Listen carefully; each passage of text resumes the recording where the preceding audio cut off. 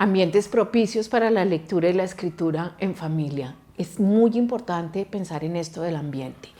El ambiente no es solo físico, pero el ambiente sí nos da como un tono emocional y un tono emocional que nos propone hacer cosas o nos propone no hacerlas.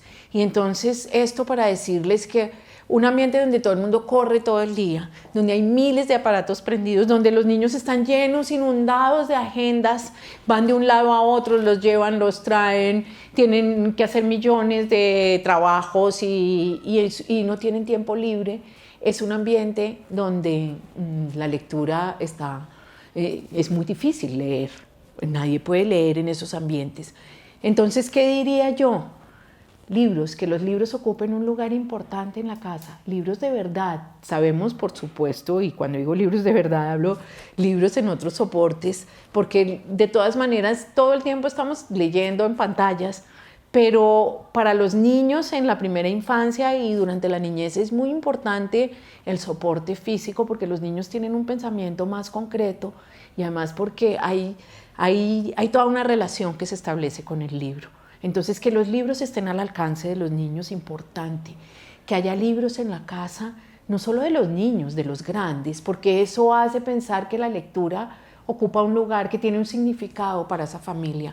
A veces entro a casas donde no hay un solo libro por ninguna parte o hay unos libros en la mesa de adorno y después me dicen, ay, es que mis hijos no leen, y yo digo, pero usted lee, ¿dónde están los libros aquí? Entonces, que haya esa referencia.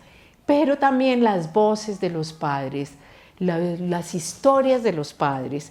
Y ya que hablamos de escritura, fíjense que para que un niño quiera escribir, también hay que validar y valorar su palabra. Entonces, que haya sobremesas donde se puede conversar, que alguien deje una nota en algún sitio, la tarjeta que un niño le escribe a su mamá diciéndole te quiero mucho. La idea de que los libros son posibilidades de acercamiento y de vínculo afectivo, y por eso la lectura por la noche. Yo insisto mucho en ese rito de leer a la orilla de la cama, de leer cuando las sombras vienen y los niños se deslizan a ese otro mundo que es el mundo de los sueños.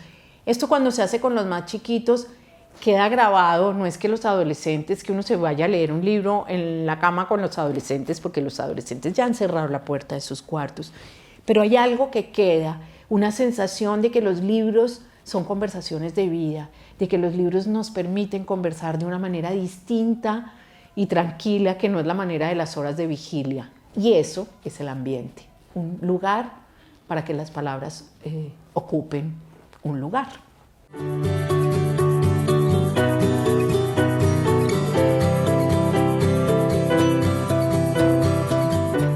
Bueno, yo creo que en algún momento a eso no hay que tenerle tanto miedo. A veces la lectura, hasta yo la veo como una obligación. A veces a uno le toca leer algo para informarse de algo, en fin. Y como todos estamos todo el tiempo machacando con que es tan importante leer, y a veces es un sermón que no tiene correspondencia con la vida real, pues los niños, ¿cómo no van a decir eso si todo el tiempo están, por un lado, siendo obligados a leer y por otro lado, viendo que nadie a su alrededor hace nada fuera de los discursos? Entonces, lo primero, no nos asustemos. A los niños chiquitos, evolutivamente, digamos, en la primera infancia, los niños siempre quieren leer porque los libros traen las voces de los papás, y por una razón además muy sencilla, que es que cuando papá y mamá están leyéndome un cuento al lado de la cama, pues están casi prisioneros ahí, no se pueden ir a sus obligaciones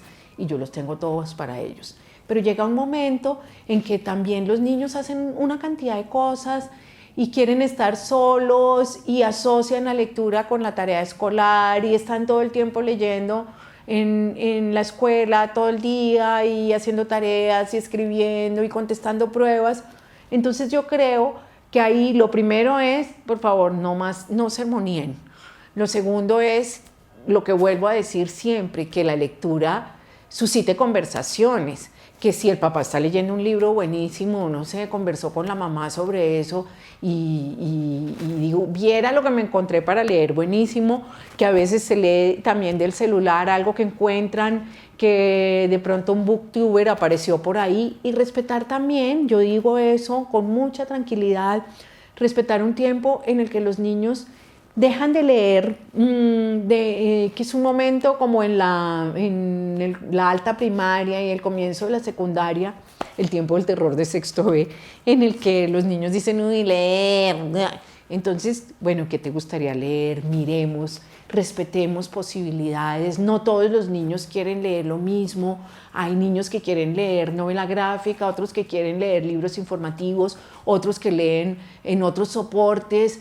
No satanicemos esto ni digamos que es que hay que leer por obligación, sino, vuelvo a decir lo de los ambientes, creemos atmósferas donde hablar de libros y andar entre libros sea parte habitual de la vida, y conteste preguntas que son las preguntas que los niños y los jóvenes tienen, y muchas tienen que ver con cosas muy secretas y muy privadas, y quizás hay un libro esperándolos. Lo importante es cuál es el libro que el corazón le pide a cada niño, y respetar que hay distintas posibilidades y distintas maneras de leer y distintos tiempos para leer, unos más intensos, otros menos.